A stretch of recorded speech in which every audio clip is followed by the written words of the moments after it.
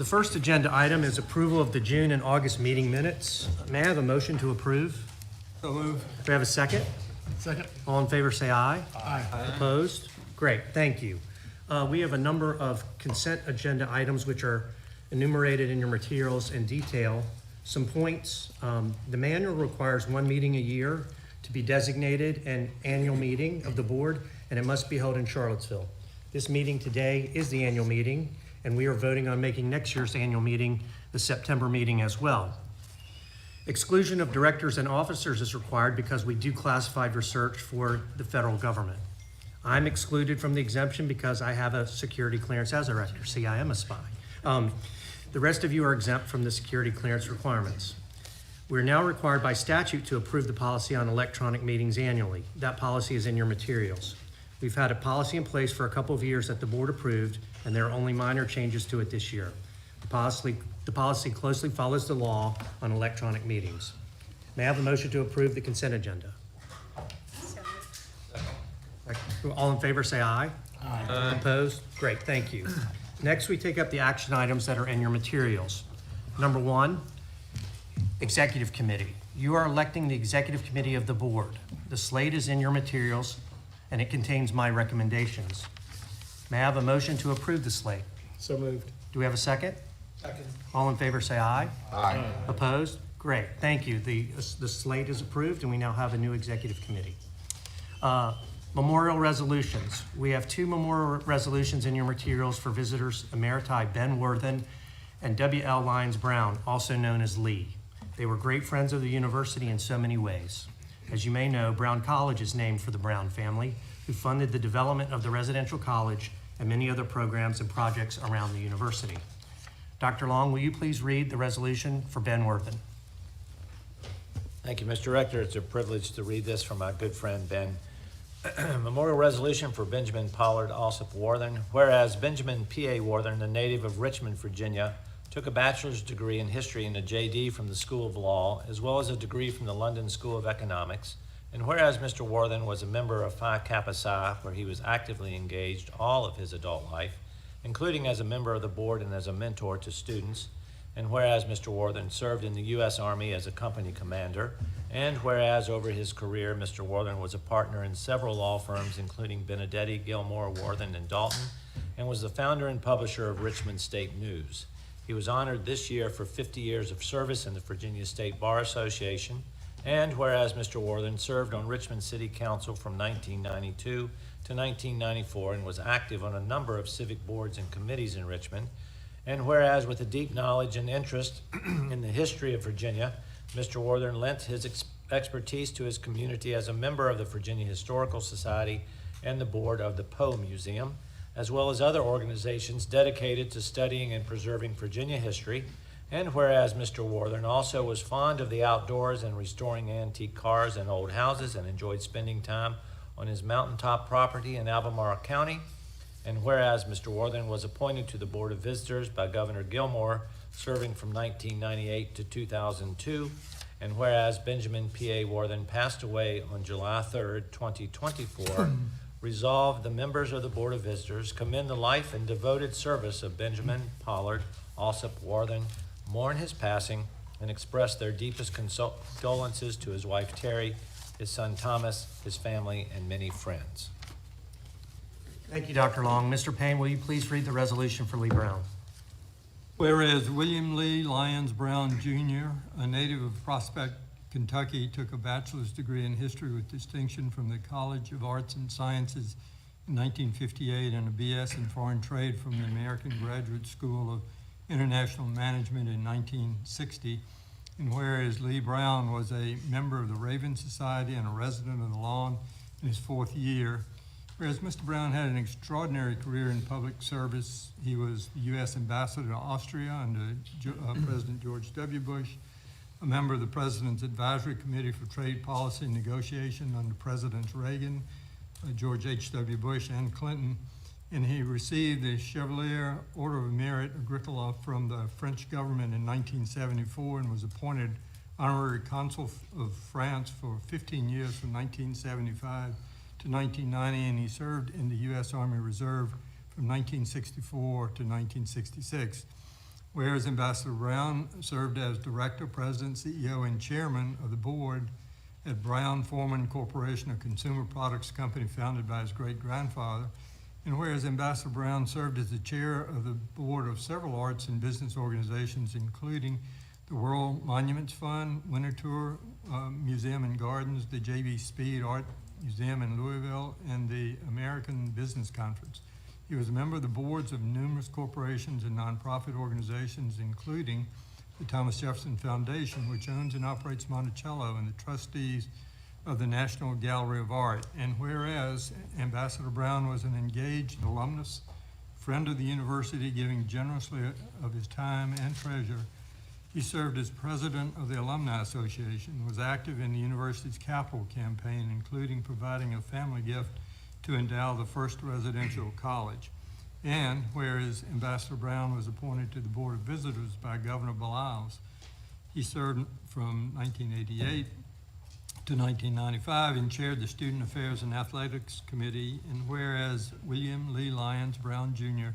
passed away on June 9th, 2024, resolved, the members of the Board of Visitors commend the life and devoted service of Ambassador William Lee Lyons Brown Jr., mourn his passing, and express their deepest condolences to his wife, Alice Carey Farmer, his sister, Anna Bond, his 3 children and their families, and his many friends. Thank you, Dr. Long and Mr. Payne. May I have a motion to approve the memorial resolutions? Make the motion. We have a second? Second. All in favor say aye. Aye. Opposed? Great, thank you. Commending resolutions, we honored our outgoing members last night at dinner. We had a great celebration. It was great to see them. We have commending resolutions for the 5 appointed members in your materials. I hope you have read them. I'm sure you have. So may I have a motion to approve those resolutions? So moved. Do you have a second? Second. Any further discussion? All in favor say aye. Aye. Opposed? Great, thank you. Board members are athletic boosters as defined by the NCAA, so you need to know what that entails. Associate Athletics Director for Governance and Regulatory Affairs, Jason Baum, is here today to give us a brief tutorial. Jason?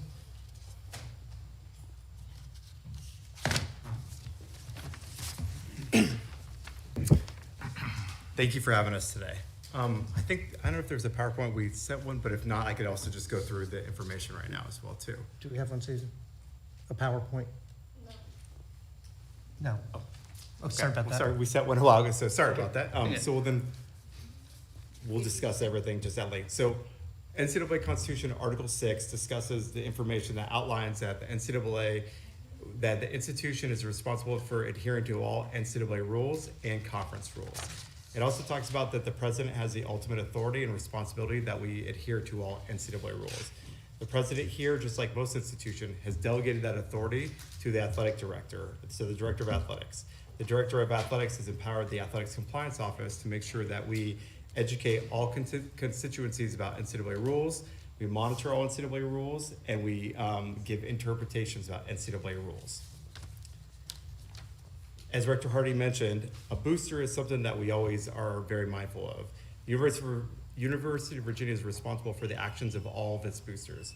A booster includes, but is not limited to, anybody who promotes athletics interests or promotes the university's athletics interests. So whether it's VAF, an apparel sponsor, or someone similar who donates to the athletic department, someone who is a former student athlete, or someone who's an employee, a board of visitors member, or somebody in a similar position. And everybody retains a booster status forever. It's in perpetuity. You retain that status.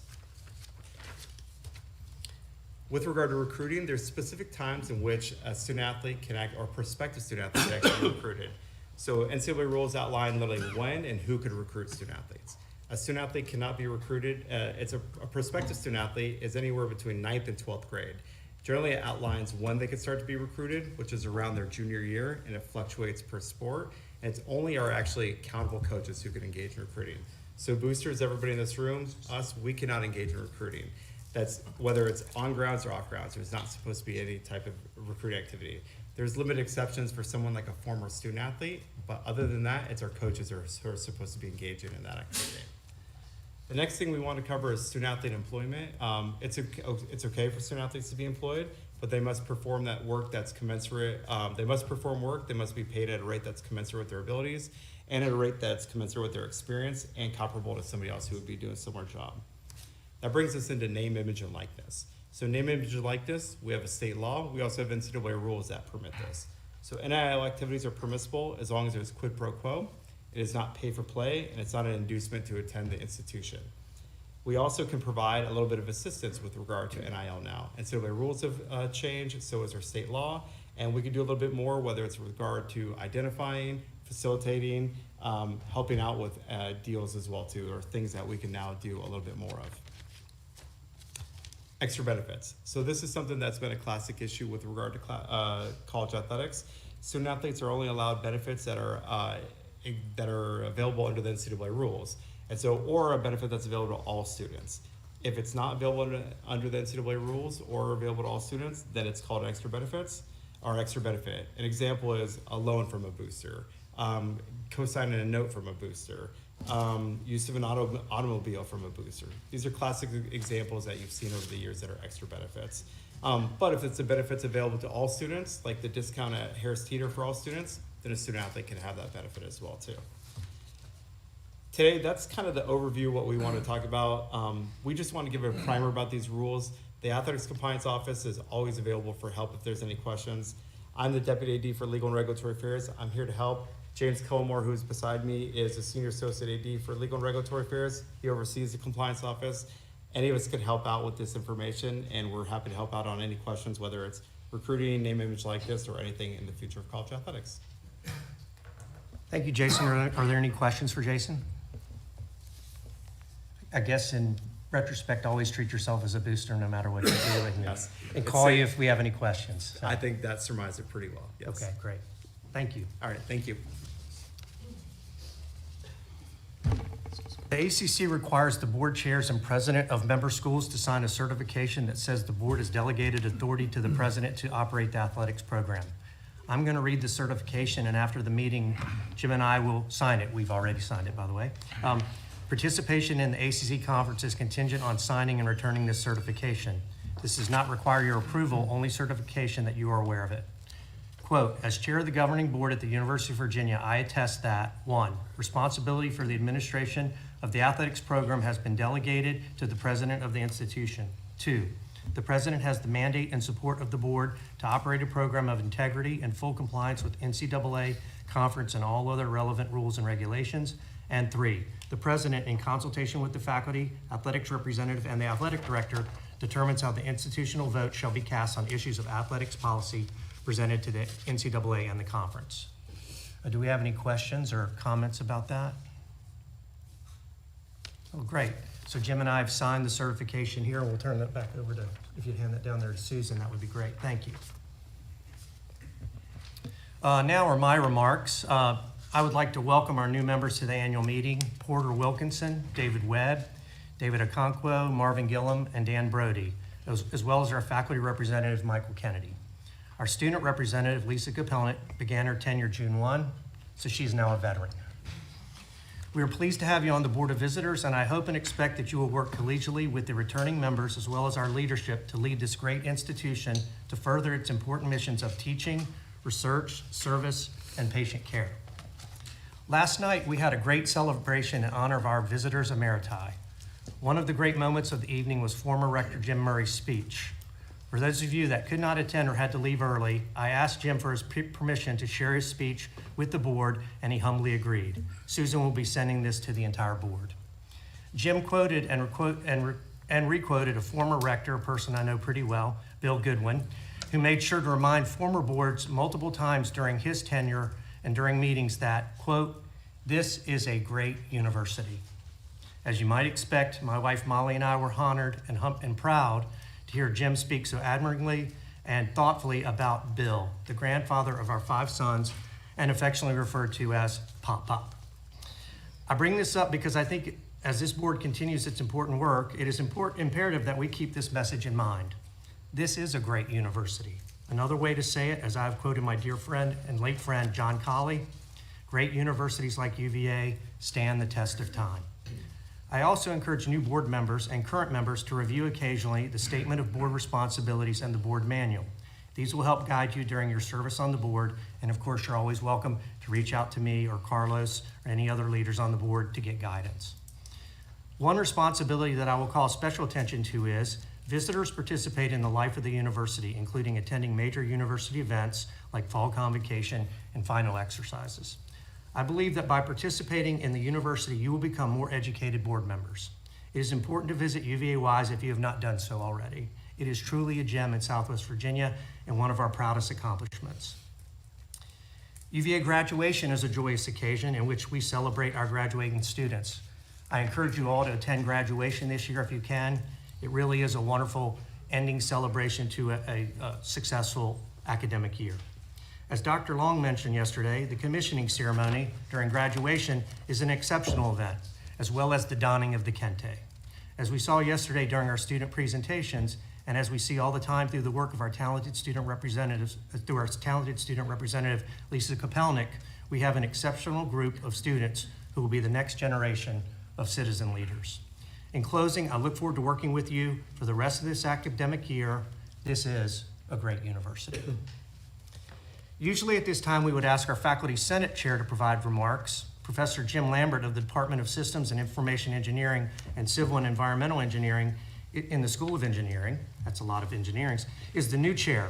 However, he is at a NATO conference in Bulgaria where he is representing UVA and co-leading a NATO and U.S. Army-sponsored science workshop entitled Digital Technologies for Enhanced Cyber Resilience in Countries in Transition. Jim is an expert in risk management of engineering systems. He will give his remarks at the next meeting in December. So for this meeting, we will proceed to our student representative, Lisa. You have the floor. Thank you. Thank you so much, Mr. Rector, and hello to everyone. The start of the year is always so special at UVA. For first years, it's their first time meeting their friends for life and exploring all the incredible possibilities at UVA, ranging from the hundreds of clubs, we call them CIOs, contracted independent organizations, to join, to taking courses from world-class faculty. For everyone else, it's a time to settle in, reconnect with friends, build on our UVA journeys, and say yes to things we haven't done yet. Despite the challenges that our student community faces, the start of this year has been the same as any other, as friendships and traditions have only been bolstered. We started this year with convocation, bringing students into the university values of student self-governance, free speech, curiosity, and understanding our history. A beautiful event where students see themselves in their class for the first time. We also welcomed the most socioeconomically diverse class in our history to our grounds, with over 24% of students qualifying for Pell Grants, and with UVA establishing itself as the model for best recruitment practices around the country. This is a fact I think we should all be proud of, and a continuation of the strides made by Access UVA. Convocation was followed by one of my personal favorite events, which is Rotunda Sings, where hundreds of students watch a cappella groups perform on the Rotunda steps. We had our annual Fall Activities Fair organized by the Student Council, where over 800 student organizations make their case in the August heat to eager first years and transfer students, and where many find the organizations they will devote their time to at UVA. We have also had an incredible start to the football season, where we are now one of only 35 undefeated teams in the country, following a remarkable Olympics performance by our student athletes, with a record-breaking 14 medals, 7 of which are gold, and 1 Paralympic medal in the Paralympics now. Many of us also watched the U.S. Open, where Emma Navarro was the first NCAA women's singles champion to reach the U.S. Open quarterfinal and then semifinals, which is such an awesome accomplishment. The excitement around grounds is palpable, and our teams and student athletes continue to uplift the spirit of the student body. While the energy on grounds has been largely positive and filled with excitement, it is fair to say it continues to be a difficult time for college students and for higher education as we decipher the values we wish to uphold. Our own founder saw the University of Virginia as a bold experiment, a vehicle to create an informed citizenry, to produce servant leaders, and to advance the pursuit of knowledge and the truth, establishing the university with the radical idea that it ought to serve all. With ongoing challenges, our values have been tested, but the spirit of our university has persisted forward, and students continue to act to preserve and develop these sacred values. Students have met global conflicts and an election cycle, which is up there, with meaningful conversations across differences and respectful dialogue. The start of the year has been characterized by new student organizations, such as Whose Views, the Civil Discourse Initiative, and the recently revived Virginia Interfaith Coalition, which complement institutional initiatives such as the Karsh Institute for Democracy's inaugural Student Dialogue Fellowship, the Blue Ridge Center's reading groups, and the Center for Politics' student-driven Voters Drive. All of these opportunities provide students ways to connect with one another. Faculty have also devised new courses and curricula to meet the needs of contemporary conversations, and I think it's remarkable that in a time where the urge may be to run to circles that share your own opinions or backgrounds, that students are truly making a concerted effort to bridge divides, refine their own ideas, and maintain an open mind. The responsibility to produce an informed citizenry in higher education may be more important now than ever, and I truly believe that students are rising up to meet this task. The university also continues to be a place where servant leadership and student self-governance thrives. Just to name a few instances over the last several months, the second-year class council has planned its really popular second-year pickleball tournament. The Office of African American Affairs student-led peer mentorship program has begun another successful year of providing opportunities for young students.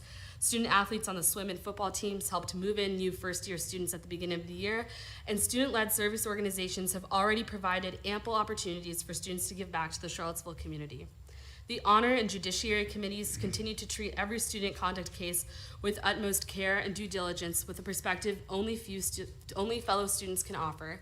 And Student Council is working to allocate an unprecedented amount of funds supported by President Ryan to support student organizations and services. We are joined by our honored chair, Laura Howard, who's behind us. As students grapple with the news of the university guide suspension, there is desire to collaborate in good faith as Guide's leadership commits to working with the administration to make the necessary improvements to ensure the success of a student-run guide service in the future. Student self-governance continues to be a foundational aspect of this university and what makes us unique from other top-ranked institutions. Students are also engaging with the new expressive policies that were rolled out at the beginning of the year, and it is my responsibility as student member to present the different attitudes the student body holds. Many students are immensely grateful for the added safety and accountability measures, while others struggle with what they perceive as restrictions on speech. The university will undoubtedly have to continue to strike a balance between its values of safety, belonging, and freedom of expression. And while this task may seem daunting, we should all be comforted by the knowledge that this is an iterative process and so many are involved in these conversations. We have to continue, as we have been, to bring in the many voices of students on this issue, and I want to thank the many members of the administration and the board who have met with affected students and attended events from different cultural and religious communities, including Rector Hardy, who went to Shabbat dinner at Hillel earlier this year, and the many other board members who have participated in such events. It is important to maintain sustained connections with students and to hear about their experiences when making decisions that affect all of us. One of my favorite parts of this role has been meeting with and hearing from students. I was struck yesterday, as many of you were, by the students who came to speak about sustainability, the Public Service Pathways Program, and service through ROTC. And as I was reflecting on our pretty long day last night, it hit me that what makes this place special is that I'm constantly struck by the greatness and the service of my peers. I bet that if you were to stop someone on the corner or on the lawn and ask them what they did here at UVA, they would probably rattle off 2 or 3 organizations they deeply care about, or a service activity they're involved in, or research that they're passionate about, or their thesis that they can't wait to write, though I certainly can wait to write mine. To that end, I wanted to share some student involvements I've heard through several conversations over the last few weeks, including a sports editor of the Cavalier Daily who travels to report on virtually every single game, a volunteer who plays bingo with senior citizens at the Martha Jefferson House every Wednesday, someone who helps immigrants in the Charlottesville area pay taxes for the first time, someone who devotes their time to mentoring middle schoolers in the Charlottesville community, someone who goes into a lab for 2 to 3 hours every single day of the week to work on Alzheimer's research, and someone who helped the Sombreros food truck that gives food every day at the amphitheater get the necessary permits to serve food on grounds. There are so many more examples, and all of this is on top of managing academic loads and social lives. While we may have difficult days ahead, I have confidence in our students who have devoted themselves to being servant leaders in many different ways, and I have confidence that challenging conversations will be met with respect and a shared desire to improve this community. And as Jim Murray so aptly reminded us yesterday, I have confidence that this university and our centuries-long student-driven experiment to produce an informed citizenry that serves all is indeed great. Thank you.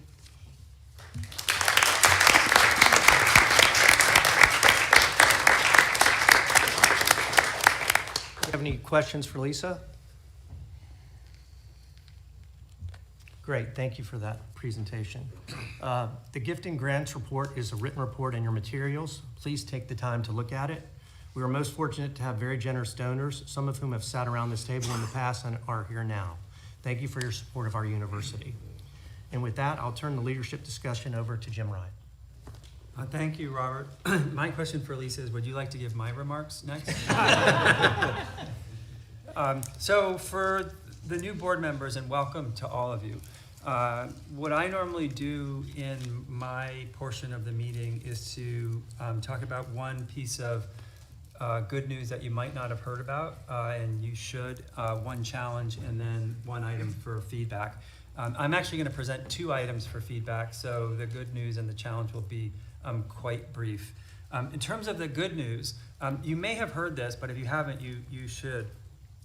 The engineering school has a team that races an autonomous vehicle, and they participate in competitions throughout the year. The big competition is at the Indianapolis Speedway, and in prior years, they have finished near the top, and the teams that have won have all been professional engineers. This year, just recently, they won the competition, and it's international. It's teams from around the world, and they're the first university-based team to win this competition. They also set a world record for the fastest speed clocked by an autonomous vehicle, 185 miles an hour. And it is the coolest thing, honestly. And if you have an opportunity to talk with any of the students or the faculty director, it would be time well spent. I mean, they are incredibly smart, obviously, but incredibly excited and very determined to win. So I just was reminded of it while speaking with Jennifer West at lunch. The challenge is how to navigate in the new world of athletics, and we've been talking about that, and we'll talk about it more later this afternoon. And thank you for your help on that. So the 2 items I would like to talk to you about in some more depth are my priorities for the year, and then the statement about institutional statements. So we'll start with the priorities. You, I think, were given a handout, and they're up on the board. I will run through them fairly quickly, and then I'm happy to take questions and suggestions if I'm missing anything. But first, a little bit of context. I remember last year, Rachel pointed out helpfully that there's a lot of priorities. And this year I tried to shorten it and just list the sort of to-do things. But then I realized people would wonder, well, does that mean you're not prioritizing health and safety, even though there's not anything under that category?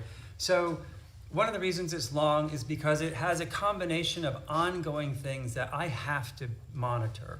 I may not have to do much, but if something happens in that area, that will become my priority. So if there's a safety crisis, that will obviously be something that I'm focused on. So when I talk about them, I mean, it might be pretty obvious. There are some that would fall in the category of to-dos, like absolutely hire those people who need to be hired. But there are others that are more, I need to be aware of it, nudge it where possible. And then maybe shift if it becomes acute. So as you'll see, the first priority is about health and safety. That is always and has to be the #1 priority for any university president. The responsibility for that lies chiefly in JJ's shop with Tim Longo, who's the Associate Vice President for Safety and Security.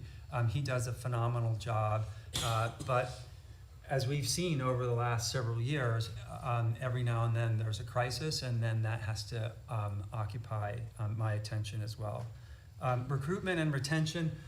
There are 3 hires that I will be involved in interviewing finalists. One is the Dean of Students, Cedric Rucker, who you just met at lunch, is in an interim position, and despite our best efforts, he, I think, is ready to retire. So we will be hiring a new Dean of Students.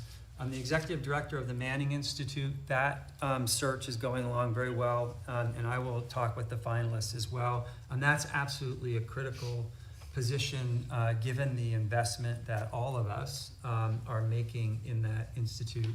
And then the CFO of UVA Health, also a critical position for reasons that we all know about.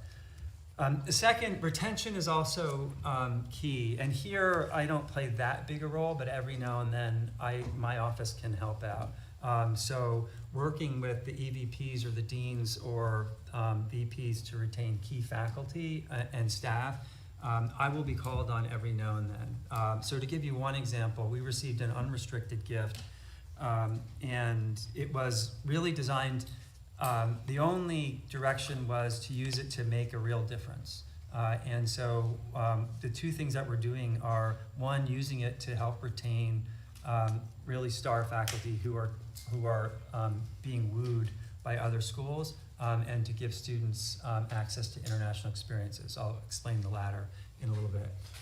So I've been working with Krista Akampora to help her retain some relatively junior faculty who have just received tenure, which is normally when other schools will try to pick off star faculty. And so she's trying to get ahead of the game to provide some resources to them.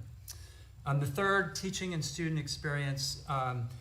So I would love us to make it possible for any student who's interested to have a paid internship. We are not there yet. There is a group working to give me a sense of how big is the gap between where we are now and where we would be if everyone had one paid internship. Not every student is going to be interested, but that gives us a sense of how much work we need to do. This is an issue that is across the Commonwealth, and my colleagues at other institutions are just as interested in this, and the state legislature is interested in this and has given higher ed institutions some funding to help fund internships as well. But I honestly think this is one of the most important things that we can do for our students, because it is often the foot in the door that leads to a permanent job offer. The second is increase international opportunities. So one of the goals in the strategic plan, and I should say all of these are related to the strategic plan. They're not just what I dreamed up over the summer. One of the goals of the strategic plan is to enable any student who's interested to have an international experience.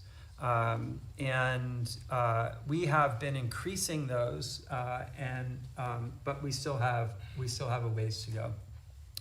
So one of the ways that we're using this gift that I referred to earlier is to provide scholarships to students who are on financial aid to have a credit-bearing experience internationally, which should help those students who are interested in having an international experience but can't afford it. Finalized plan for second-year housing. You heard about this yesterday. We are talking with developers about constructing at least 2 new dorms that would create enough beds that we could house all second years. The next one, develop a plan to pilot 3+1 pathways. I mentioned this at the very end of last year. You probably don't remember, but it dawned on me that at graduation a couple of years ago that we have about 600 students every year who graduate in 3 years, which is a lot if you think about it. And there's no formal program, there's no real encouragement. Students tend to figure it out on their own. And I thought, why don't we have more one-year master's programs? So for students who are happy to finish in 3 years, but would love to stay here another year, would leave with both a bachelor's degree and a master's degree. Nicole Jenkins, who's the dean of McIntyre, is very interested in this as well. And so she is putting a group together that's going to come back with some ideas about how to do this. Finalize and execute a plan for athletics. This was the topic of the conversation yesterday and will be the topic of conversation later. I mean, this is really about figuring out how we move forward in this new era of college athletics. The last, finalize a plan for online NOVA and SCPS. So these are all interrelated. They overlap, they're not identical, but what we do in terms of our online offerings, what we're going to do in Northern Virginia, and what we do with the School of Continuing and Professional Studies are all linked insofar as there will be the online program element is the through line through what's going to happen in Northern Virginia and what is going to happen in SCPS. And last year, Ian brought on Kemi Jonah, who is an expert in this, and he has been working with Greg Fairchild, who is our point person in Northern Virginia, and Melissa Lubin, who's the dean of SCPS, to try to make sure that the strategy that we're pursuing online makes sense for what we're doing in Northern Virginia and makes sense for what we're doing in the School of Continuing and Professional Studies. Research and service. So the first is ensure grand challenges are on track. So another way that we've used the strategic investment fund, as I was talking about, is to invest in research infrastructure. And we've made pretty substantial investments in the 5 areas that we identified in the strategic plan as areas where we have some strengths. They're incredibly important areas, and they're areas where we think we could be a leader. And so the grand challenges are really about questions within those rather broad topics that we are pulling together researchers to try to answer. So the 5 big areas are brain and neuroscience, precision medicine, digital technology and society, environmental resilience and sustainability, and democracy. And within each of those, the grand challenges ask some questions like, what do we need to do to cure Alzheimer's? And those are the sorts of questions that the grand challenges are organized. When you make an investment of this nature, it's really important to make sure that the money is being spent wisely and that the researchers are organized in a way that you have some confidence that there are going to be results from this. Lori, the new VPR, is as interested in this as I am. The next set ambitious research goals, we talked about this yesterday. This is one of those things that is not going to take that long, but I really want to be able to check this off my list by the end of the school year. We have hit the previous goals established was $500 million. So now it's time to establish a new goal or a new set of goals.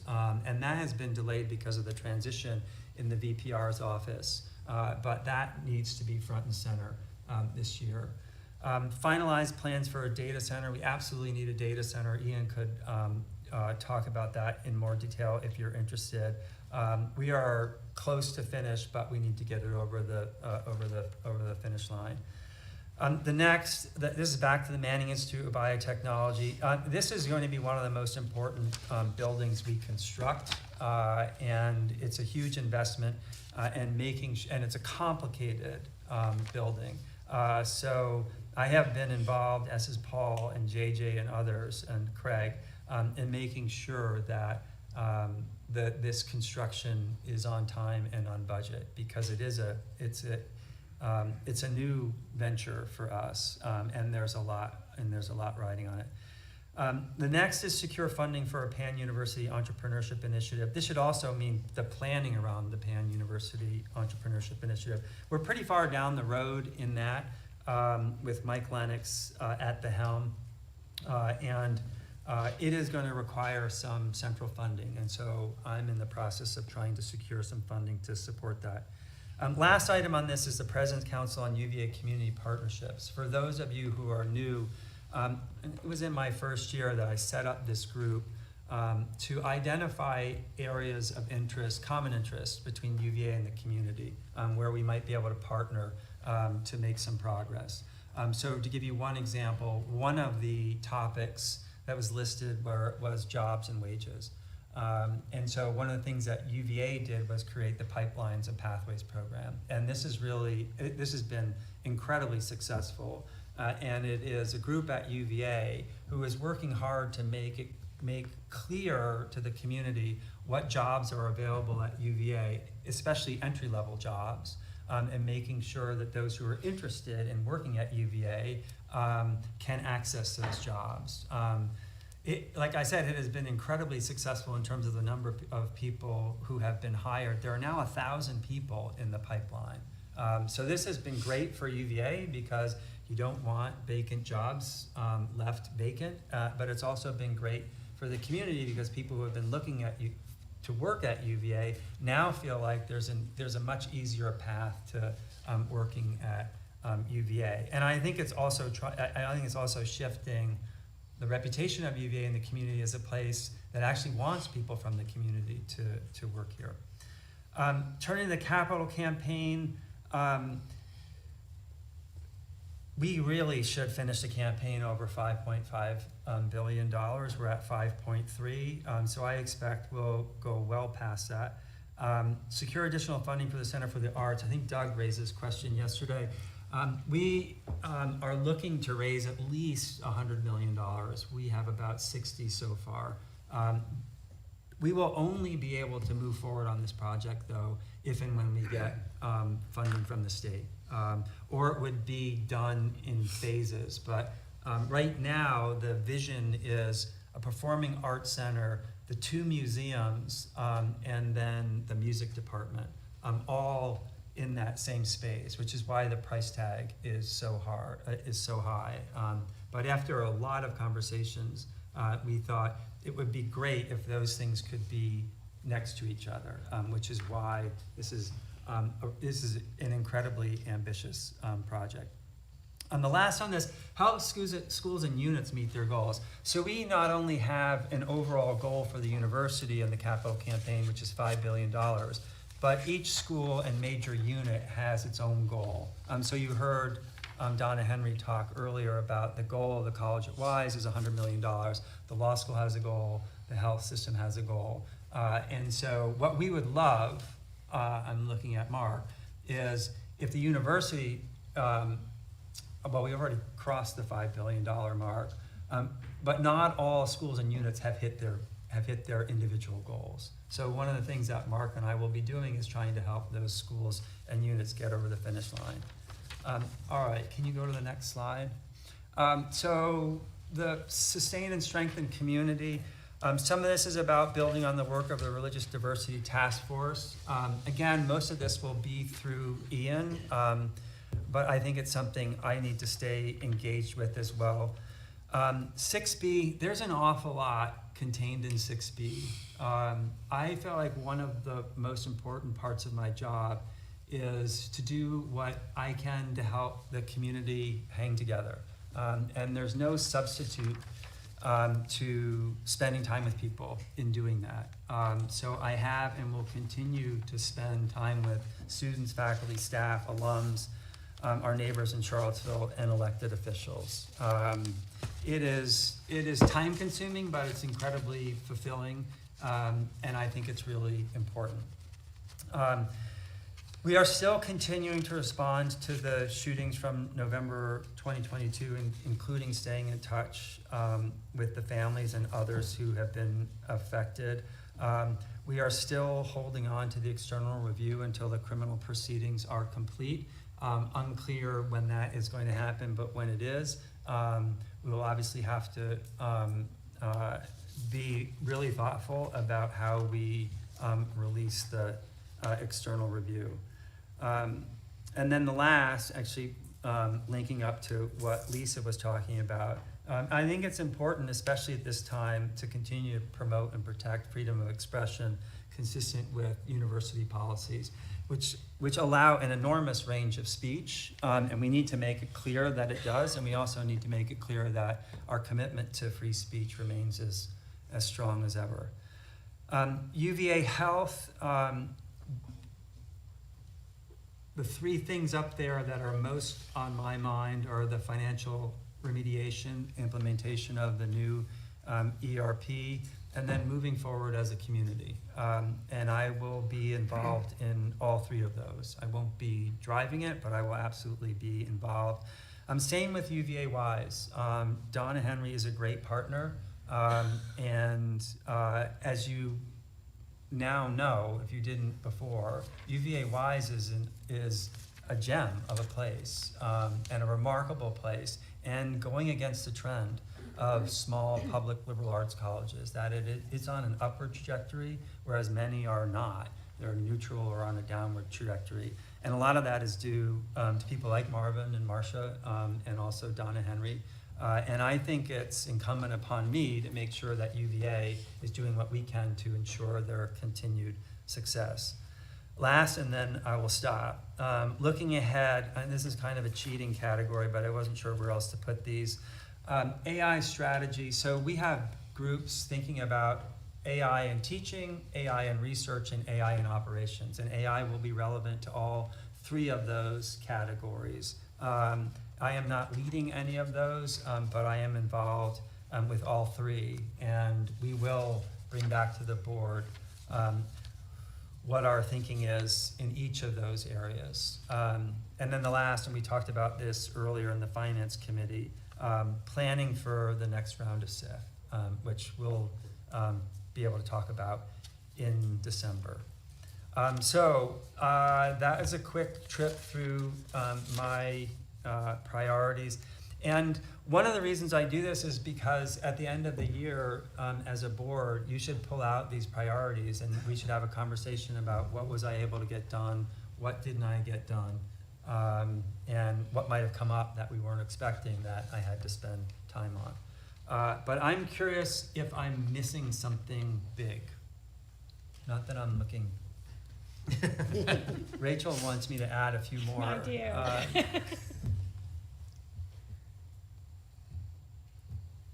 Can I ask a question? Yeah. There are couple places on here where you refer to the Manning Institute. Can you just refresh everyone's memory of like where we are with finding the executive director? You talked about keeping the construction on Yeah. track. Yeah. Sometimes I lose my memory on where we are with this thing. So Yeah. this is a quick update on the current state of play. We're deep into the search for the executive director. So I would say month or two. Okay. Yeah. And then we are back on track with respect to the construction and the planning. And what's the time? I just can't remember. What's the time frame on? We're the whole actually thing? under construction Right, now. There's a right, big I knew hole, that, yeah. right? And then 24 to 36 months to get open, but it's a very aggressive schedule. Yeah, last quarter of 26, we hope to. We hope, yeah. But we've just spent a ton of time this week, and I'm pleased to report I believe all parties are aligned and we're back on track and in the process of ordering steel and full steam ahead. Yeah, I'm happy with the way it's going. Prices have gone up, so we're negotiating really hard with some of the major vendors to try to get them to be highly competitive. So we just didn't want to go straight forward if the prices were much higher than we expected.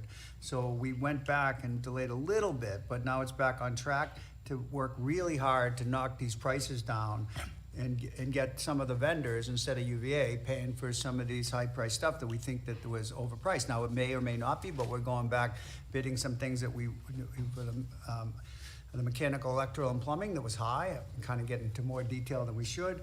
But we got together, and the team is working extremely hard, so we're on track. Steel's gonna go up, we'll be on, but we just wanted to negotiate somewhat harder to get the prices down. One other thing I'd say is we're also moving aggressively, thanks to Craig, Dean Kibbe, a number of the other deans, on recruiting the initial cohort of faculty. Obviously, we can't recruit the full cohort until we have the building, but we've got a lot of talent ready here. We want to be building on that immediately. So we've got over 20 of the first cohort of PIs. And we do have some really good executive directors that we're looking at. We've gone through a bunch of candidates. We're gonna have them over to the house for dinner coming up at the end of the month. So I'm excited about it. I think we're on good. I was speaking to Laurie, but I think we're really on track and I'm happy with the progress. I remember also we talked, and I'm not a construction guy, we took the unusual step of hiring is it called a project manager or oversight manager or something? Owner's What's rep. that? Owner's rep? How's that working out now? Is that? They're helpful. I mean, they have more of a kind of a national presence, and they're able to bring some things to us. I mean, we've negotiated a little bit with them on what they could and could not do, but I think they've done a good job bringing some insight into some of the things we may try to do to continue to lower the cost. We're happy that they're on and helping the internal team do their work. Door opens in 24 or 36 months, or what? 12 months. No, I'm kidding. I think 24 months or something, but that's our goal. Yeah. Anyways, we'll keep you posted. but Thanks for the update. it's a So lot- very exciting.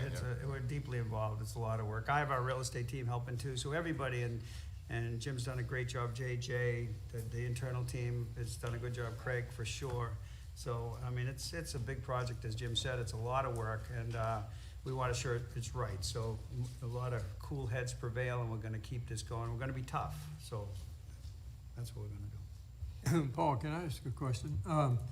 as all of this started, we talked about the benefits beyond the university, the fact that there would be companies who'd want to locate here. Have you heard any initial inklings of any of that? But we've talked to some people in Boston, they just wanna see some more progress before they see what to do. So I think we can attract some, certainly small to mid-sized biotech pretty quickly that wanna get out of the high-priced areas as long as we have the talent that we can do. And the big pharma will look for some work that they can do here and then morph into some, and to come down. So those discussions will go on more once we get a little bit more progress, get some more energy, and we'll work, our team will work hard on that. Thank you. One of the other things, so we're working to help make a few acquisitions in the city right now.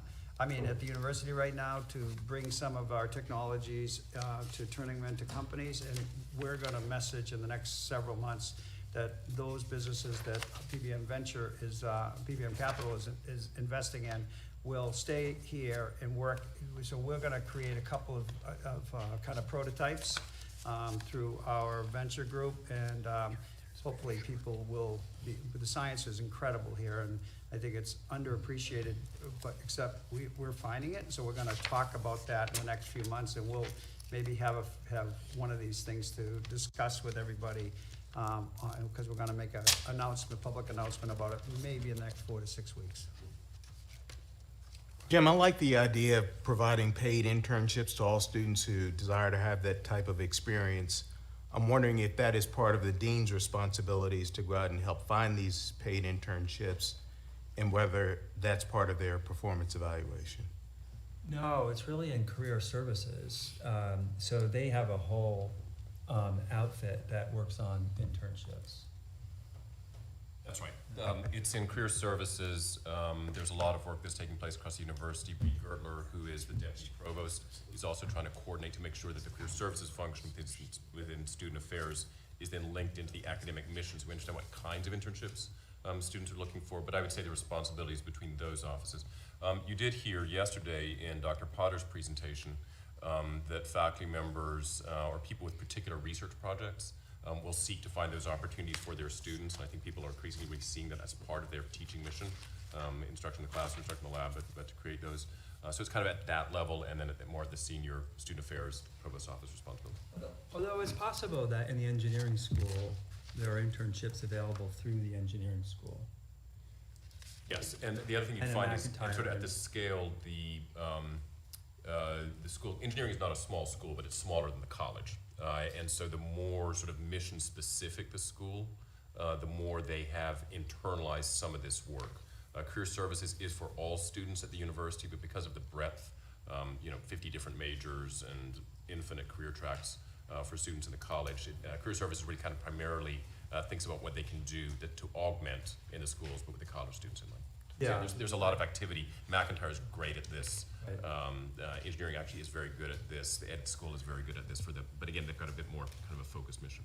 Ian, when you think about this, you were talking about the 5th year. And maybe we should look at that Northeastern model because, it was a mediocre school 20 years ago and now it's an elite school. And they've integrated a long time ago. That 5th year is an intern year. And given that our community is so small relative to Boston or New York, whatever, it may be that our kids would have to spend that internship year, away from Charlottesville. But that could be that 5th year. Yeah. And since that model's been proven, it's something we should at least think as we think through this intern model. I think there's the year, but there's also the summers. And one of the things that we're working on with Jim's guidance, but working with the deans, is we will continue to be fundamentally at the undergraduate level an institution, fundamentally, I just want to make really clear, where students come to grounds for 8 semesters of residential education experience. Like, that's going to define us.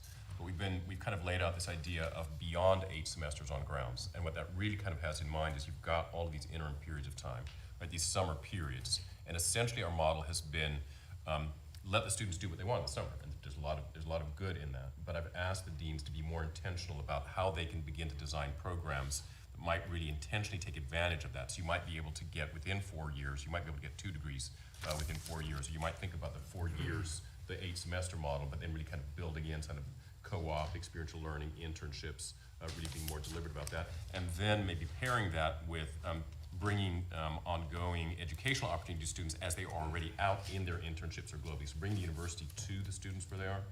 So that's an idea that we're really trying to think about. And I will say, just briefly, the Northeastern model, that, you learn from people who do interesting things, and I agree, Northeastern has done some interesting things. I'm not discouraging what you're saying. Yeah. I mean, in addition, we should at least study that So, model. yeah, I think they've been, it's striking what they've done. I would just add, in the health system, we have hundreds of opportunities that students take advantage of. Maybe we don't call them internships, but you could call them internships. That would be the health system and the School of Medicine.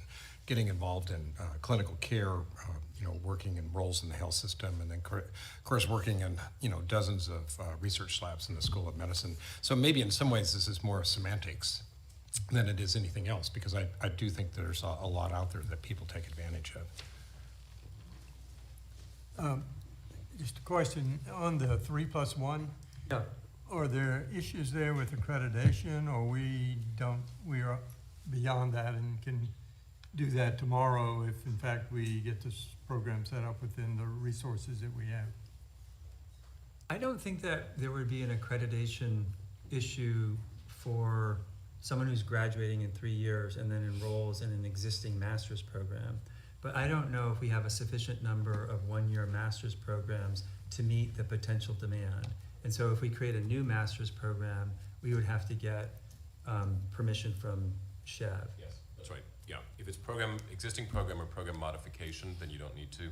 Some program modification needs some SHEV support, but you can do that fairly expeditiously. New program, you would do it. But I think in addition to what is already there, the challenge that Jim has brought to me to bring to the deans is both expand what's already there, but to then talk to the deans and say, maybe go build some things together, right? Are there collaborative opportunities between data science and engineering, or data science and public policy? I'm just kind of use those as an example.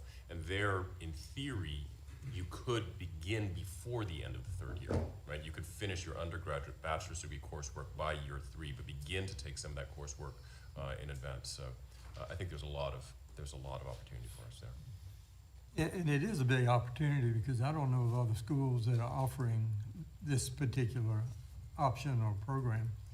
And it seems if we could do this, we could be the tip of the spear in terms of higher ed. Yeah, I have not done a comprehensive study, but it's certainly not in the normal conversation you have about higher education. And I certainly don't hear a lot about other schools that are pushing hard in this direction. And again, I mean, there are all sorts of reasons why someone wants to graduate in 3 years, and it may be that a one-year master's program is not attractive to them. But if you've got 600 students already graduating in 3 years, that's a pretty good starting spot. And when there's so much interest in the value proposition, it seems to me this speaks directly to that in terms of the investment you make and what you get in return. Yeah. Jim and Ian, I know that Babur Lateef brought this up when he was on the board, because he experienced this in Prince William County, a number of students applying to schools where they would have direct admit to graduate school programs out of high school, where if they went ahead and made a commitment to an institution and they performed at a certain level, they were guaranteed admission into a master's program. Yep. It could be MD, it could be a number of different things. Do we have anything like that? Are we entertaining anything like that? It's a great question, Robert. I think we're more in the entertaining rather than having. Okay. But Dr. Lateef has raised it. He raised it very specifically in the context of the relationship with the School of Medicine. I think there's been some small piloting, but I wouldn't say we've got an extant program. But I'm really open to exploring it. And I think the professional schools, I think would be maybe the place where you'd really, we'd think about that. So not in place, but something that we are thinking about, yes. That has classically been a mechanism for underperforming professional schools to create a more direct pipeline, and it's been less of a focus in schools that are I got you. highly Okay, ranked. okay. That's the, Right. I think you could think about The 17-year-old is radically different from the 21-year-old, and when, as an institution, you have a very high expectation and a very high performance level in your professional schools, you may not necessarily choose the same 17-year-old 4 years later. Sure, that's a good point. Yeah. I think Darden has a few direct admits. There's some small, I would say there's some experiments that some of the schools have been pursuing, but I agree with you. Dr. And not direct admit out of high school, but early, undergrad, early, yeah, if you see somebody in the comm school that's doing really well and says, I want it, they'll take them, so, okay, thank you. Any other Just a questions? quick addition, Yeah. Chancellor Henry probably knows more about this certainly than I would, but I mean, I think that there would probably be a large number of students who graduate in 3 years from WISE also who could benefit from a similar program. We talked 100%. about that Yeah, already. yeah. That would be terrific. Yeah, enhance that relationship, just another stat. Yeah, I agree. Well, if you have other comments or questions after the meeting, just shoot me an email. So let me turn to the next topic, which is on institutional statements. You should have all, in your board materials, see the work product of a group that I asked to consider the topic of when, if ever, should the university comment on social or political issues that don't directly affect its mission or operations. And that group was very ably led by Professor John Owen, who is here in case you have questions, or I'll ask him to add anything after I finish speaking. He is an esteemed professor and chair professor in the Department of Politics. He was joined on the committee by Melody Barnes, who's the executive director of the Karsh Institute, Kevin Gaines, who's a Julian Bond professor of civil rights and social justice and a professor of African American history, John Griffin, who is an alum of McIntyre, former member of the Board of Visitors and the founder and president of Blue Ridge Capital, Michael Kennedy, who you know well, Jean Litka, who is a professor emerita of at Darden and was acting dean when Scott was on sabbatical. Paul Manning was on this group, and then Lillian Rojas, who was the Board of Visitors student member last year. So a little bit of context about why this group.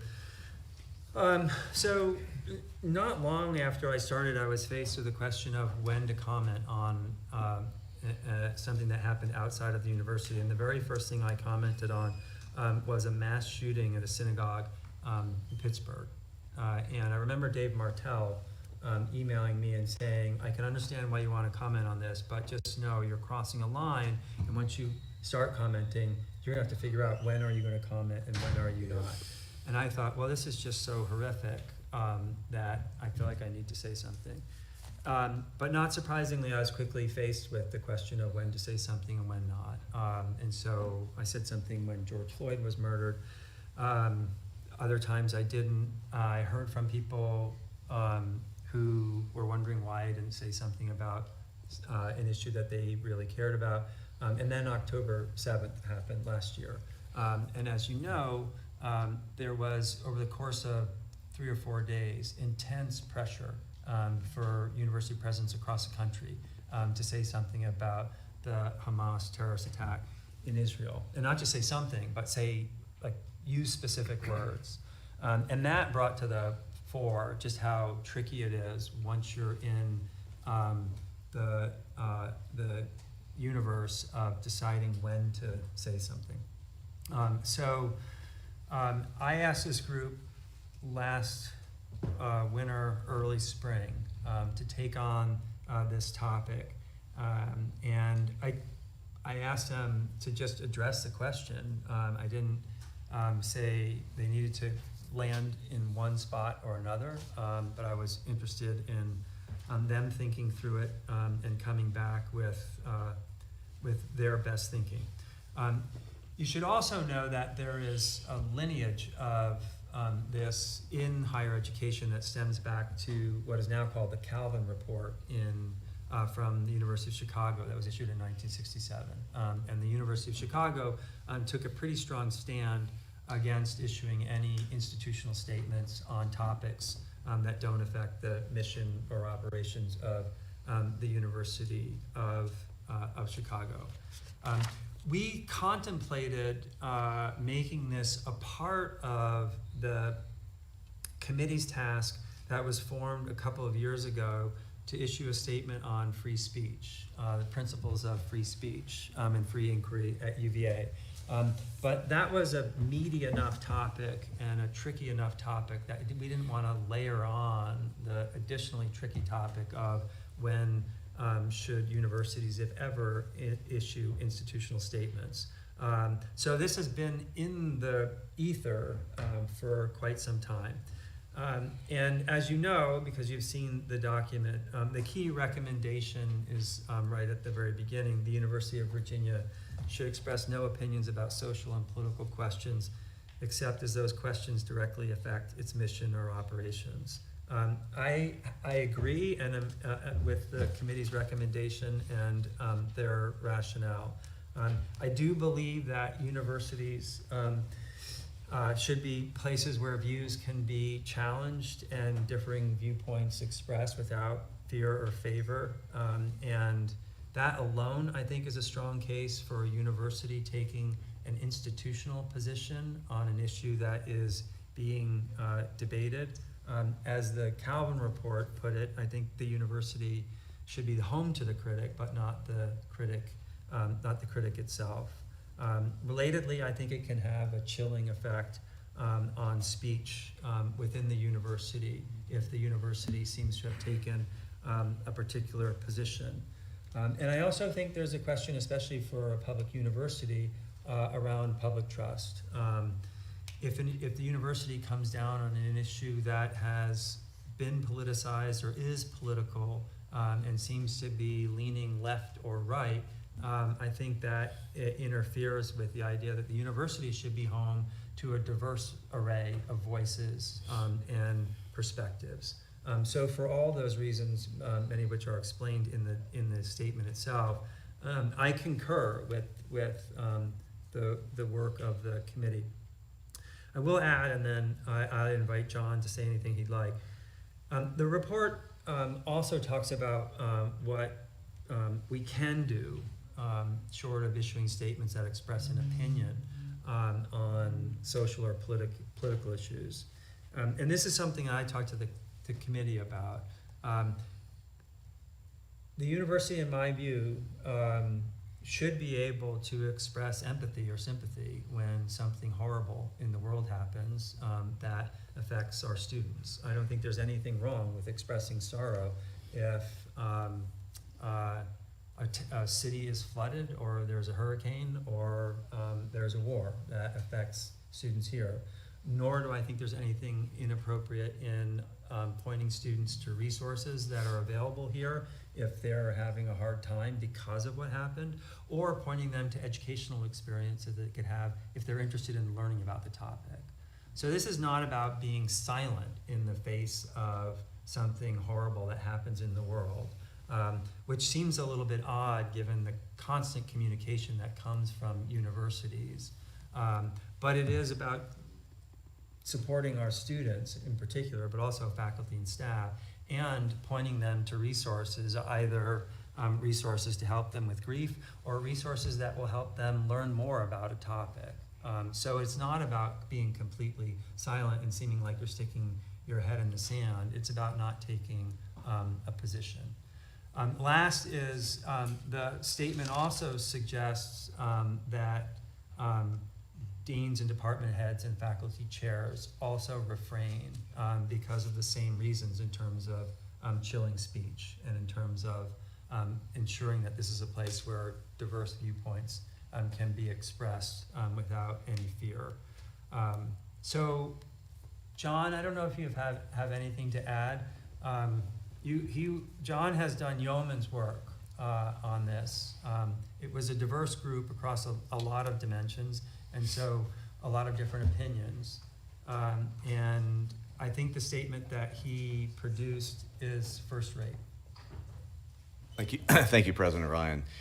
It was, on the whole, a pleasure. There were, of course, moments of tension and frustration, but real moments of creativity.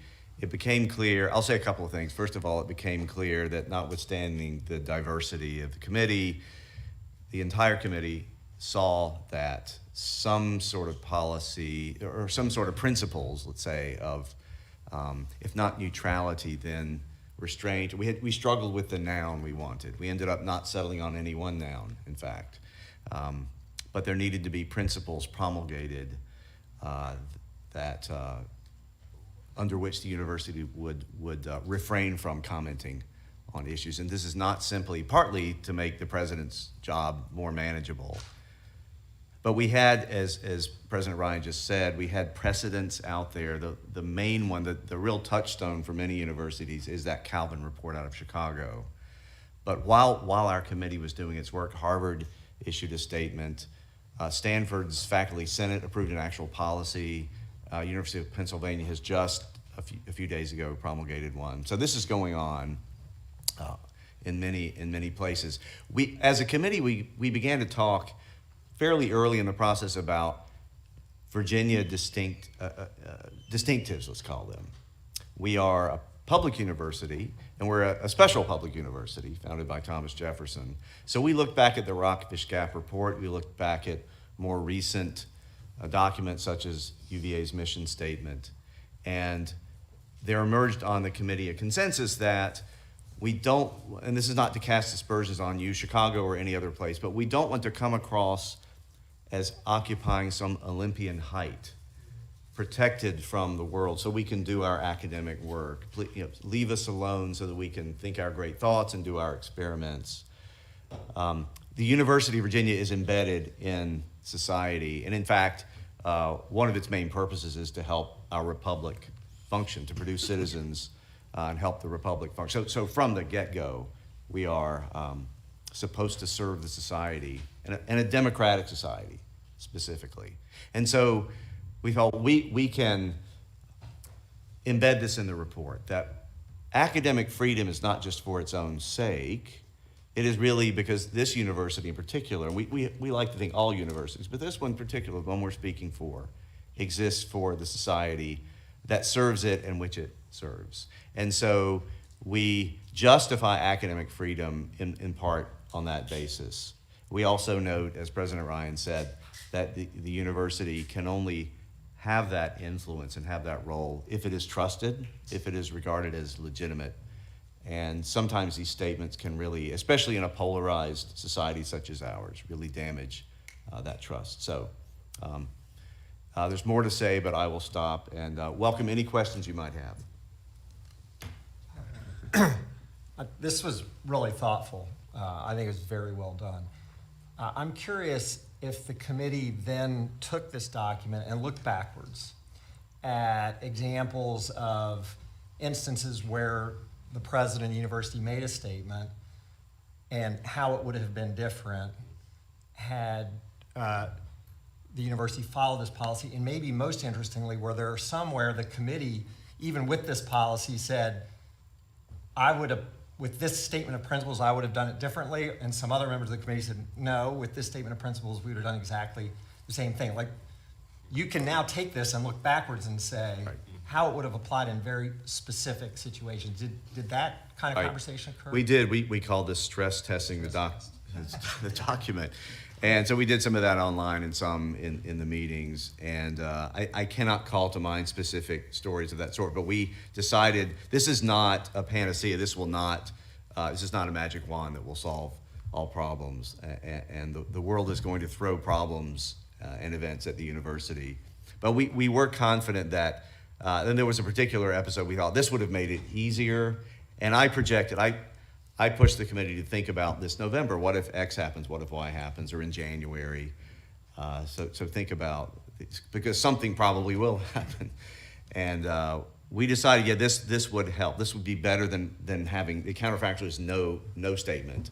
This is a lot better for many reasons. So this came up fairly early. Melody Barnes had that brilliant idea, and so we did carry it out. I commend the work of you and the team, and I echo Mr. Blue's comments that to me this was very thoughtful and it lands very well. But I'll give you an example of why this ends up being so difficult to navigate, because you began by talking about the shooting in Pittsburgh, and that was October 27th, 2018. That was 3 blocks from my house.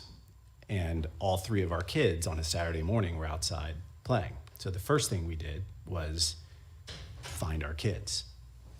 The second task that day was when I received a call from a PhD scientist on my team who has been an enormous contributor to our success, who asked me to help find her husband. And so I leveraged, I had to go to the hospital myself, but it turns out, fortunately, I didn't have any work to do that day. But I did help confirm that her husband was one of the people who was murdered that day. And so I walked this process with her from the get-go. And there were a lot of things that were expressed and a lot of statements that were issued. But it's not necessarily true that they resonate with the people who were most affected that day. And then in the years ahead, there was a very difficult challenge because there was not unanimity amongst the families of the victims about whether, for example, the death penalty should have been pursued in the legal process.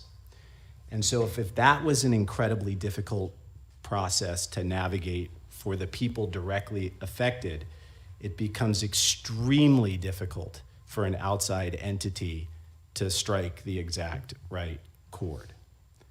And so sometimes silence is best. Yeah, this is why it's a statement of principles. I mean, you're right, it's not going to cover every hard case, but it's at least an orientation. And in some respects, I hope anyway, gets the university out of the business so that people are not expecting anytime something happens in the world, the university has to speak. Because once you're in that business, when you don't speak, it seems like it's an intentional choice. Yeah. And so you're saying to the world that I care about A, but I don't care about B. And again, I don't think that we should refrain, either from my office or deans or the Office of Student Affairs, from expressing empathy and sympathy for loss or pain. Or directing students to resources. I don't think this means, the aim is to be apolitical, not cold, if that makes sense.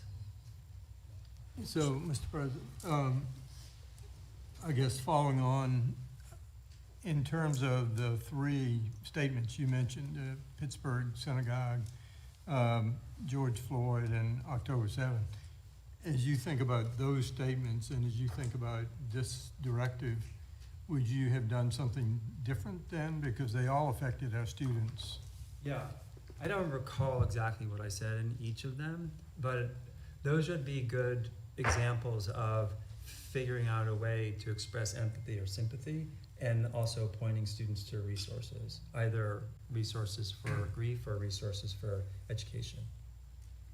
Because I know your statements were very thoughtful. I remember those difficulties and the amount of time spent constructing those. Yeah. And so it would be maybe useful to do the stress test on those particular statements. I want to add to I mean, this may be obvious if you've read the report, but just to reiterate that the committee was determined not to chill faculty speaking for themselves. And so we do want to encourage, if faculty would like to say something, but they're speaking for themselves, not for the institution, they would be they would feel less free to do that if the university was speaking out officially, especially junior faculty. But we do not want to chill. In fact, we want to do the opposite of chill faculty and student and staff speech. So, Well, the real world example that's sort of on our doorstep is. Porter was jumping in. Sorry, go ahead, Porter. No problem. I thought that the work was incredibly well done, and I agree, Mr. President, with the reasons that you say animated the policy. It seems to me that how the exception is interpreted will really define how the policy works in practice. And I have some concerns and would urge caution in expressing even sympathy or sorrow, which sounds profoundly human and important, but I think will also be judged of whether you're weighing in for victims of one atrocity and not another, and whether there's any difference of degrees, and I think it will become an interpretation of political or moral sympathies. I think you're exactly right. But I don't want to I'm not ready at this point to completely cut that off. But you're right. It not only does it present a version of the questions that we've already faced, but sometimes it's difficult to express sympathy without making a judgment about the act. So it is tricky, and I think, it will, we will have to proceed, we'll have to proceed with caution. I don't think this is not a formula. And that leads to my question of, do you envision a process for this, for your team, or will it just be you deciding what does directly affect mission or operations? And will there be anybody else who's looking at statements to sort of help stress test them before they go out about sort of whether they're standing by the principles that have been announced? I run all these things past my colleagues in university leadership to try to get as many perspectives as I can. I have on occasion shared them with Robert and other board members too, especially ones that are very tricky. I mean, maybe it seems hard. It didn't seem hard to me when I started, but it's very hard. It's very hard. And very complicated. Bert? Porter asked my question. Okay. I got the answer I needed there. I think, Steve? To Dr. Okonkwo's very eloquent and moving story, silence is wonderful. I guess at what point should we just consider, and again on Ms. Wilkinson's point, that perhaps a phone call from the president or a note on the president's private stationery to the individual involved is much more adequate than making a public statement where no matter what, you're going to offend some of your constituents who may or may not consider a national or a social or a religious atrocity something worthy of rendering sympathy. The other person might say this is a celebratory event. So why not just do it privately on behalf of you on your office stationery rather than social media? Well, I don't think it's either or. I think it's both and. So we do that all the time, either from my office or from a dean's office or from student affairs. And I would say in the vast majority of instances where something difficult has happened in the world, that's exactly the tack we take. So we find out, and oftentimes it's if there are small groups of students affected, we find out who those students are and have a direct outreach to them. Some events, though, affect such a broad swath of the university community that it's hard to write personal notes to 1,000 students who might have some connection to an event. So what about the other 500 that are going to be opposed to the 1,000 that you reached out to? And it's a tough question. I'm not offering a suggestion. Yeah, no, it's a very tough question, and some of it depends on the issue, right? I mean, no one's in favor of a hurricane, so no one's going to think you should be celebrating. I said the Weather Channel. Yeah, right.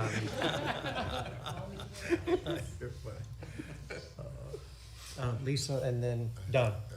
Yeah, I also thought that this was a really thoughtful and well done statement, but I did want to offer a couple of comments. First is that I think that it says more about our political moment more than anything that expressing sympathy with a certain group can arouse, anger and angst from other groups. And I would hope that a university remembers that our primary purpose is still to be a place of moral conviction and courage, and that the ethics that we promote as a university, that's important even on the public level, even if people receive hate. And so I think that's one side that I think we haven't heard as much, is that I would hope that this statement and these principles aren't used to shield the university from expressing moral conviction and expressing moral courage on certain things that may be controversial.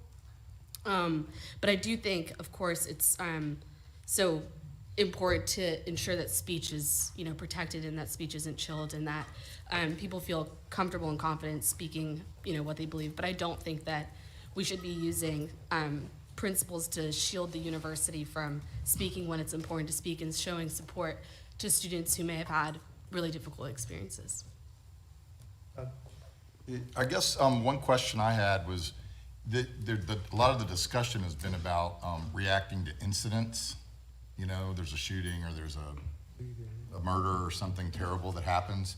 But I assume that the principles here also just apply generally, meaning as an institution, the university sort of expressing political points of view on controversial topics, whether or not there's an incident, right? Just so that our base, again, there's little variations around this narrow point, but our base approach is to be neutral about controversial, as an institution, not individual people expressing their own views. So it's not just, some It's not just atrocity, an but incident, it wouldn't be right for UVA to say, here should we endorse for president, you know what I mean? Or for Congress or something like that. As an affirmative matter, as opposed to just reacting to something horrible that happens. Yeah, and I think that's a good example of the rationale. One of the rationales for the statement is you want individual faculty speaking on their own to feel free to weigh in. Of course. I mean, that's, like I said, the university should be home to the critic. And having the institution itself not weigh in on one side or the other about a policy decision or a political decision enables that to happen. The one exception would be issues that affect higher education, which then We shouldn't affect get rid of Pell UVA. Grants. That would be something Absolutely. that you would go on the record about. Yeah, but absolutely. not, I will not say. farm subsidies. That wouldn't be Yeah, one that exactly. you would talk about. But there are, for better or for worse, higher education is in the news a lot these days. So there is a lot going on that is connected to higher education. Well, so Lisa, does that conflict with, for the institution to be neutral, does that conflict with what you're? No, I don't think that the institution should necessarily be in the business of making political statements. But I do think that my point was more so surrounding the expression of sympathy. I don't think that that's something that the university can abandon. And I also know that a lot more is becoming political, but that doesn't mean the university should refrain from, doing what we should be doing at our core, which is expressing sympathy and supporting our students. But I do think that the university doesn't necessarily have to comment on political issues. I would be careful never to give a legal answer to a moral question. And if the document is perceived as evading or a legal stance, as if it's perceived that way, to a moral question, that could get you in more trouble than, I would just be careful there. Lisa, does that help?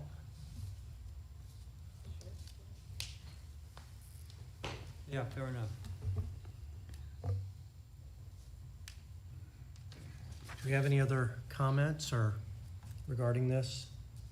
Is this officially a stance to adopt institutional I'm neutrality? glad you asked that. So, I would propose, and there's a resolution Resolution in towards your- that end, that if the board feels this way, when we adopted the principles on free speech, we brought them before the board and sought their support, thinking that would add some gravitas to the statement.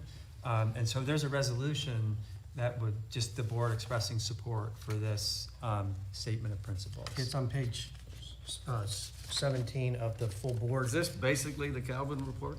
Is this adopting the principles of the Calvin report? It's better. It's better. No, okay, I have family ties to UChicago, so let me be careful. I do think, as I said a minute ago, I think the Calvin report can be read as almost to leave us alone to do our university academic activities. I don't think it was intended that way. But ours is explicitly talking about how the university has a unique role to serve a constitutional democracy. And if it's going to do that properly, it should follow these principles. So it's much more an active conception of the university. And So if we vote yes on this, will the headline be, we adopted institutional neutrality? That would probably be a headline. yes, probably. Or close, very close. Robert, could this hold off till the next meeting? I mean, this is one of the most thoughtful, difficult votes I feel like I'm ever gonna take on this board. And I just don't, I need to bat this around. I'm not ready to vote. I mean, it's too, I don't know, does anybody else feel that way? I feel the same way. And I'm wondering in your deliberations whether you considered how the university is to defend its values. Say there's an issue on campus that could be described as a political or social event. And here we have a statement that the university would not express an opinion in that circumstance. But how does the university defend its values consistent with this statement? If it's an event on grounds, then the principle doesn't apply. Okay. Yeah. That's very helpful. I mean, could we have a session with you and not a 10-minute presentation, but like really get a couple hours to bat this around and have a chance to really think about it? Because to ask for our imprimatur on something this important seems it deserves a lot of thought. Dan, I think there's a whole lot of stuff that's gonna happen in this world that this policy should go into effect right now. Okay, well, Well, I will say, one voice. no, just to be clear, this is just a statement of principle. I mean, this is to guide my action. I was gonna say, you could still act this way whether we vote it now or next time. I don't Yeah. think it's gonna change the way Jim acts, right? That's, yeah. If there's a heavy consensus in the room, I think we should go with the heavy consensus in the room. I'm trying to figure out if there's a heavy consensus in the room. It seems like how many people want to try to further this discussion at a later time, or how many want to move forward? Well, Mr. Hermie, I'm fully supportive of the statement. I'm really proud of the work that the group has done. I would ask if maybe we can all agree 6 months or a year after you've had some chances to grapple with what this policy means under various circumstances, we could all come back and talk about. I think that's a great Absolutely. What idea. works No, and what's not. This isn't make a decision today and go in a vacuum and never talk about it again. It's going to be something that he and we are going to have to deal with on an ongoing basis still. Might be sooner than a year. Right. Depending on what happens. Maybe it is, but. Yeah, I think that's a great idea. Do you want a motion to move forward? Sure, does everybody want me to read the motion, or have you read the motion? Everybody read it? You want me to read it? It's very brief. After last meeting, we tried to keep our motions very brief and our whereas statements very. Robert, if you very would brief. please read it. Sure. Can you put it on the screen? Or do we have it on the screen? No, I'll just go ahead and read it. I'll read it very slowly. Whereas university leaders across the nation are grappling with the question of when it is appropriate for their respective institutions to issue public statements about national and global social and political questions that do not directly affect their mission or operations. And whereas the university's Committee on Institutional Statements developed guidelines for issuing institutional statements, which are detailed in their August 12th, 2024 report entitled On Institutional Statements. Resolved, the Board of Visitors supports the Committee on Institutional Statements guiding principles set forth in the August 12th, 2024 report entitled On Institutional Statements. Do you need a motion? Need a motion? So moved. Do I have a second? Second. All in favor, say aye. Aye. Opposed? Okay, thank you. Ayes have it. And we will continue to provide feedback and fluidity on this going forward, so. Thank you. So we're now prepared to go into closed session. Mr. Brody, will you read the closed session motion? And if you don't have it, I move that this session be, you know, in front of me. have it right in front of you. Yeah, I do. And will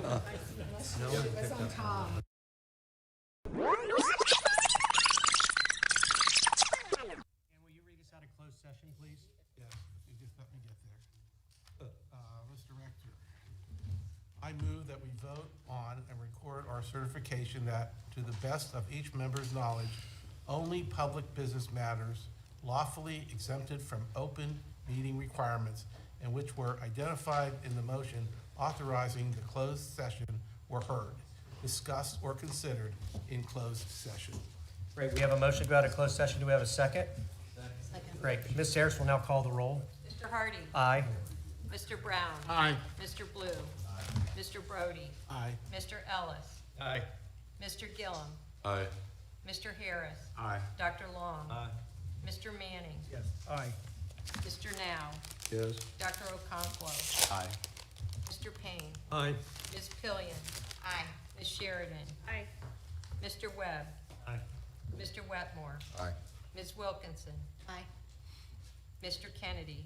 Ms. Kopelnik. Great, thank you. We're now out of closed session. I refer you to the printed docket, which is in your materials and which you received in advance of this meeting. The docket has the full text of the resolutions on which we will vote. These resolutions have been approved earlier by the committees in which they originated, and you will see in the docket a notation on each resolution with the name of the originating committee and the date on which the committee took action. In addition, we have the faculty personnel actions discussed in closed session and the walk-on resolution approved in the Finance Committee and recommended to the board. Mr. President, please read the titles of the consent and action items in the docket. Okay. Confirmation of the Board of Visitors representatives to the governing boards of university-affiliated organizations. Change of name and purpose. Nina and Ken Botsford Bicentennial Professorship in Neurodegenerative Diseases to the Nina and Ken Botsford Bicentennial Professorship in Neurology. Change of name and purpose. Frank M. Sands Senior Professorship to the David and Kathleen Lacrosse Professorship. Authorizing faculty title changes. Signatory authority for certain medical center contracts exceeding $5 million per year. Naming of the Robert M. Carey, M.D. Courtyard. Naming of the Breeden Commerce Grounds Risa Golubov Distinguished Professorship in Law. David Goodman Family Bicentennial Professorship. The Kapnick Foundation Professorship in Creative Writing. Richard D. Wood Jr. Bicentennial Professorship, Lacrosse Artificial Intelligence and Business University Professorship, David and Kathleen Lacrosse Institute for Ethical Artificial Intelligence and Business, updates to the 2023 State 6-Year Institutional Plan for the Academic Division in the College at Wise, operating and capital amendments to the 2024-2026 biennial budget, signatory authority for certain academic division contracts exceeding $5 million per year, and UVA Wise of Master of Science in Nursing, Family Nurse Practitioner. Thank you. May I have a motion to approve the following: the consent and action items on the docket and the faculty personnel actions discussed in closed session, the resolution from Finance on an executive compensation committee. Do we have a motion? So moved. Do we have a second? Second. Further discussion? All in favor say aye. Aye. Opposed? Great. If there are no other matters, this meeting is adjourned. Thank you. I think I'm gonna go back. No, I'm not going